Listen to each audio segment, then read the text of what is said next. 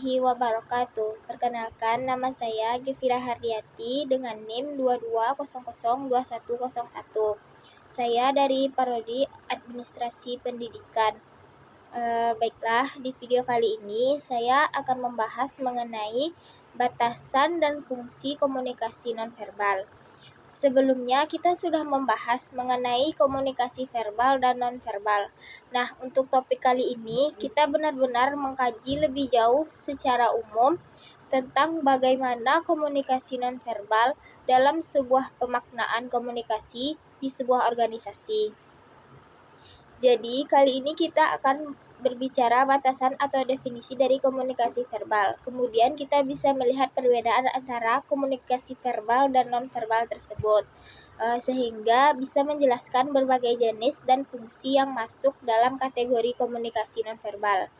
Karena kadang-kadang tanpa kita rasakan, yang nonverbal itu melekat dengan sendirinya dalam proses berkomunikasi secara verbal, dan dia cenderung hampir tidak bisa dipisahkan dalam proses pelaksanaannya.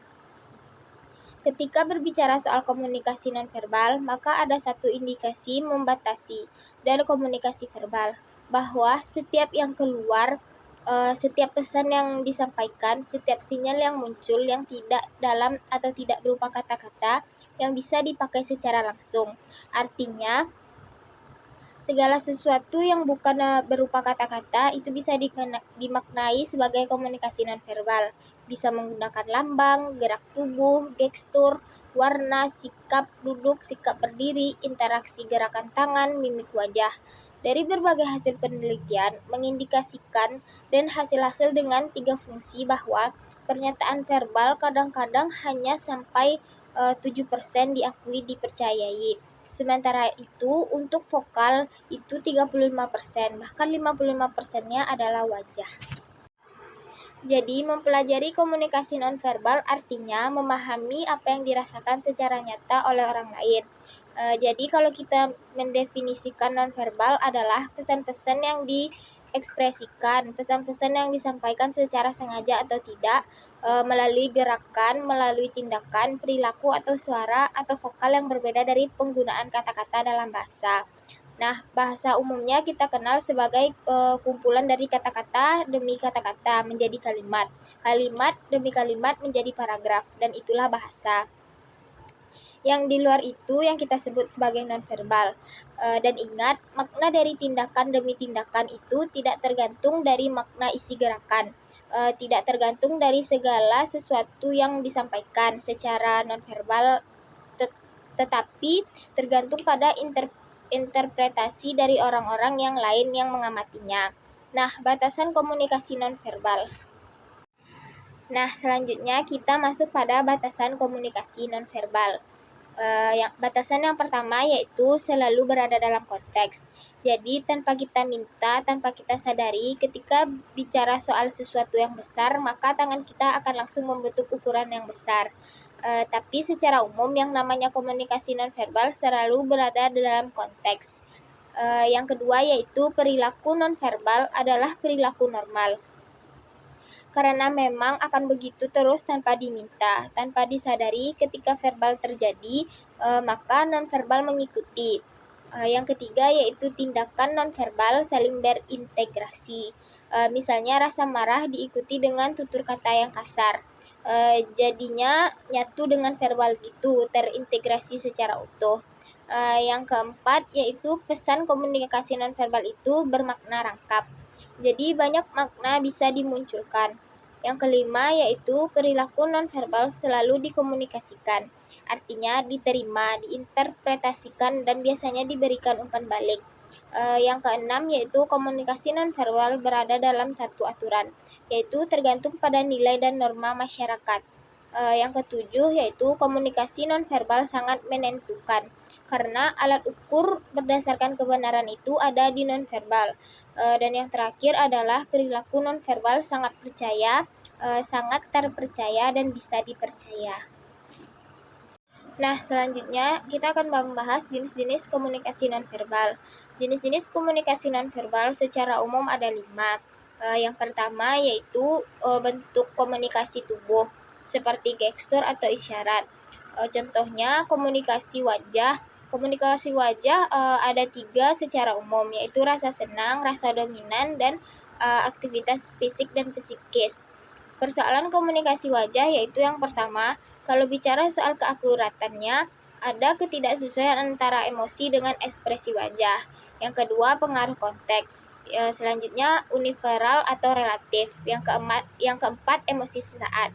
Jadi, komunikasi itu bisa dimanipulasi, didesain, dan tidak ada jaminan, sehingga kejujuran tidak bisa 100% apakah dari sisi verbal maupun non-verbal. Selanjutnya, komunikasi mata. Bisa dilihat ketika berbohong, ketika marah, ketika sedih. Dan terakhir yaitu bahasa sentuhan. Yang kedua yaitu komunikasi ruang. Yang termasuk kategori ruang yaitu berarti jarak, teritorial, estetika. Jarak terbagi 4. Yang pertama itu jarak intim, berarti karena meningkatnya hubungan psikologis. Yang kedua jarak personal, batasan pribadi seseorang yang tidak bisa disentuh oleh orang lain.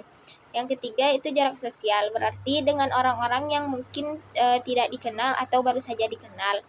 Yang keempat yaitu jarak publik, berarti satu dengan banyak orang. Selanjutnya yaitu diam.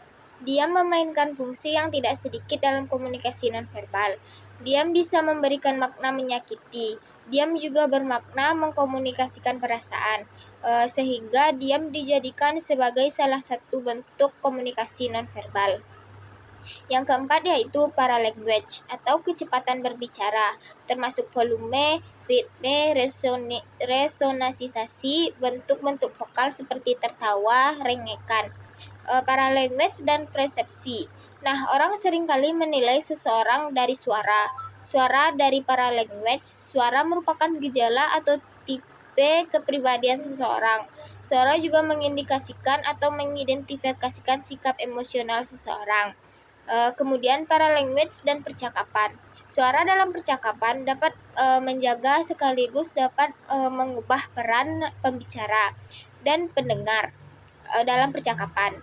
Yang kelima yaitu komunikasi temporal atau waktu, termasuk komunikasi nonverbal, karena dia bisa menunjukkan informasi tertentu seperti menunjukkan status, waktu, dan kesesuaian. Selanjutnya kita masuk pada pembahasan fungsi nonverbal. Yang pertama yaitu repetisi. Repetisi artinya mengulang kembali pesan yang disampaikan secara verbal.